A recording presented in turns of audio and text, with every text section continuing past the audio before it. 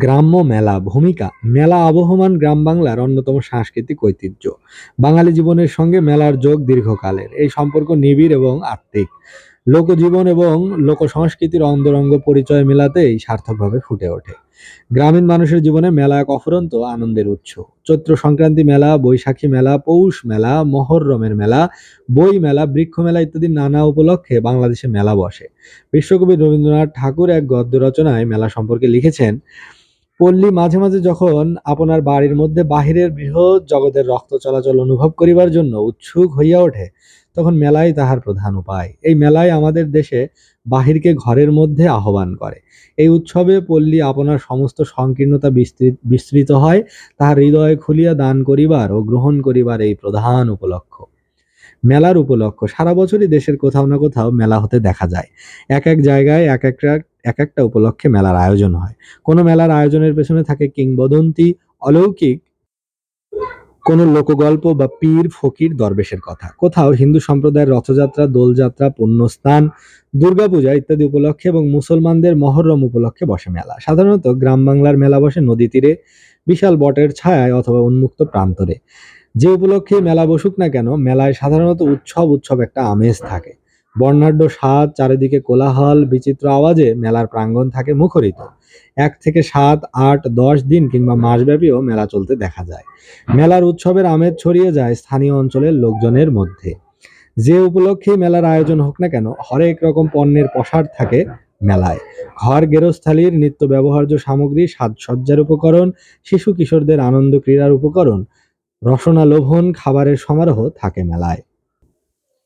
গ্রাম্য মেলার বিবরণ। গ্রামীণ মেলায় গ্রাম বাংলার রূপ যেন সার্থকভাবে ফুটে ওঠে। মেলায় গ্রামীণ মানুষদের নতুন নতুন আত্মপ্রকাশ ঘটে। এই আত্মপ্রকাশের মধ্যে একটা সার্বজনীন রূপ আছে। মেলা যে মিলন ক্ষেত্র, তাই ধর্ম, বর্ণ, সম্প্রদায় নির্বিশেষে মানুষের আনাগোনা। মেলায় আগত দর্শকদের মনোরঞ্জনের নানা ব্যবস্থা থাকে। নাগরদোলা, লাঠি খেলা, কুস্তি, পুতুল নাচ, যাত্রা, কবিগান, বাউল ফকিরের গান, ম্যাজিক, বায়োস্কোপ, সার্কাস ইত্যাদির মাধ্যমে মানুষ আনন্দ ফুর্তিতে মেতে ওঠে। কখনো সার্কাসের জোকার ও সঙের কৌতুকে হেসে লুটিয়ে পড়ে কেউ।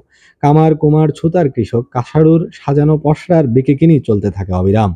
মেলায় পণ্যের কারিগরের সাথে ক্রেতার সরাসরি সংযোগ তৈরি হয়। নতুন নতুন নকশা ও কারুকাজের চাহিদা বাড়ে। ছড়িয়ে ছিটিয়ে থাকা লোকসংস্কৃতির বিভিন্ন উপাদান পূর্ণতা পায়। স্বল্প পুঁজির অবহেলিত পেশাজীবী যেমন কামার, কুমোর, তাঁতি তাদের তৈরি পণ্য সহজে বেচা বিক্রি করতে পারে। এটা গ্রামীণ মেলার একটা তাৎপর্যপূর্ণ অর্থনৈতিক দিক। মেলায় বিচিত্র সামগ্রীর সমাবেশ। মেলায় আসা বৈচিত্র্যময় পণ্যের শেষ নেই। হস্ত ও কুটির শিল্পজাত দ্রব্যের মধ্যে উল্লেখযোগ্য বাঁশ বেতের তৈরি ডালা, কুলা, হাত পাখা শীতল পাটি, নকশিকাঁথা, ডাল ঘুটনি, নারকেল কোড়া, মাছ ধরার কোচ, পলো, ঝাঁকি জাল ইত্যাদি। মৃৎশিল্পের সামগ্রীর মধ্যে উল্লেখযোগ্য মাটির হাঁড়ি পাতিল, পাতিলের ঢাকনা ইত্যাদি। কামারের তৈরি লোহার জিনিসের মধ্যে রয়েছে দা, কাস্তে, ছুরি, খুন্তি, কোদাল, শাবল, বটি ইত্যাদি। কাঠের তৈরি সামগ্রীর মধ্যে দেখা যায় পিঁড়ি, বেলন, জলচৌকি, চেয়ার, টেবিল, খাট পালঙ্ক, লাঙল জল ইত্যাদি। এছাড়া মেলায় আসে নানা রকম শিশু খেলনা, যেমন পুতুল, বাঁশি, বল, গুলতি, লাটিম, মার্বেল ইত্যাদি। মেয়েদের প্রসাধন উপকরণের আকর্ষণ যথেষ্ট, যেমন ফিতা, চুড়ি, ক্লিপ, স্নো পাউডার, হালকা প্রসাধনী।